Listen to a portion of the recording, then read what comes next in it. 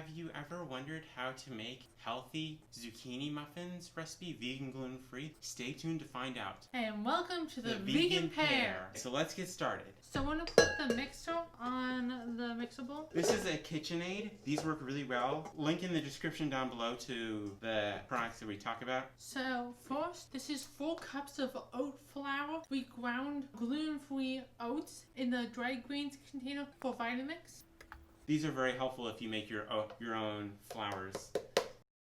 And then next is 1.5 cup oats. So you have the perfect blend of oat flour to oats. Now we have 6 cups of zucchini, which we have cut into strips. You can also use a peeler if you want. That would work also. Now I'm gonna get this started because we have to make room for the next ingredients. And make sure if you're using a KitchenAid, to lock in your KitchenAid so then it doesn't go anywhere. It's a little fall at the beginning, and so just make sure that nothing just goes flying off anywhere. Okay, next we're going to add 2 teaspoons of apple cider vinegar. And then we're using frozen bananas, but you can use 2 fresh bananas. We just had defrosted them because we had some in the freezer. And then make sure the bananas are nice and ripe so the starch is broken down into simple carbohydrates. Okay, now we're adding 2 cups of sugar. And then we're adding a 1/2 teaspoon of baking powder and a 1/2 teaspoon of baking soda. The reason why I use both of them is because one has tartaric acid in it, which allows it to be self-rising, it's the same thing they put in self-rising flour, where the other one needs an acid to be put in to activate it. Okay, and now we're going to put in 2 tablespoons of flaxseed. This is ground flaxseed. That's key. Ground flaxseed is important. Use ground flaxseed. We have a little water here, and we're going to add 1 tablespoon of water just to help it get incorporated. I'm going to turn it off, and I'll take it off the mixer and give you guys a good look. Okay, so this is what it looks like. The starches will hydrate in it, so you'll get more gel and gelatinous. And so we're going to put these in muffin tins. So we have muffin tins right here that we already took little pieces of parchment paper and cut them out to put the muffins in, the batter in to bake in the oven. Make sure you preheat your oven to 425. And then we're just going to take a scoop of this and put it in each little tin section. You're gonna fill up much more than 1 muffin tin. You're gonna have lots of muffin tin sets you can do. We're gonna be showing you one. We're using mini muffin tins too. That's important.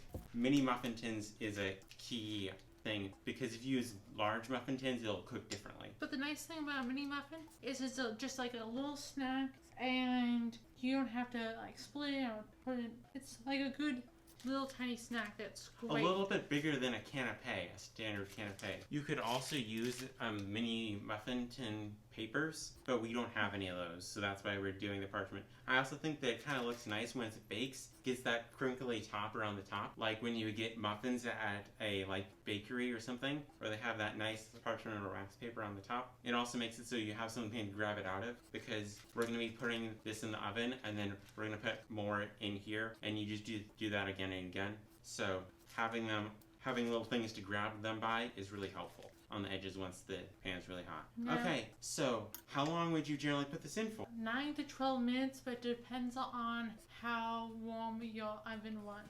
So we'll check back in with you in a little bit after these thaw for a great taste test. Okay, so we're back, and we have them. They're nice and warm. You could let them cool if you want, but they're good warm also. So a little clarification, we took them out of the oven and let them cool a little bit, but they're still warm. So they're moist, they have a nice crunchy top. When you break them, it has a good crumb structure. And they look like little muffins. They even have the little muffin fluting on the sides and graduating down to the bottom. So absolutely terrific. And they have the great crumb and gooey interior that is not, it's soft, but it's not gooey, I guess. It's moist, and the flour is very well hydrated in the muffin, so it falls apart it comes apart easily, but it's dense, but yet light and fluffy in texture, even though those are counterintuitive terms.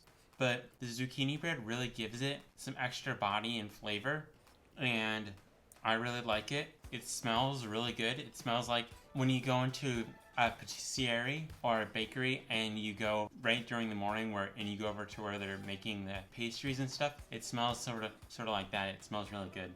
And there's a good ratio of zucchini to the rest of the muffin. And so that's our taste test. Thank you for joining us. Don't forget to like, share, and subscribe. Click the little bell icon below so you don't miss any future videos. Leave a comment down below. Like it if you liked it, because it really does help. And I'm Max. And I'm Michelle. And this is the Vegan Pear. Okay, we'll see you in the next video.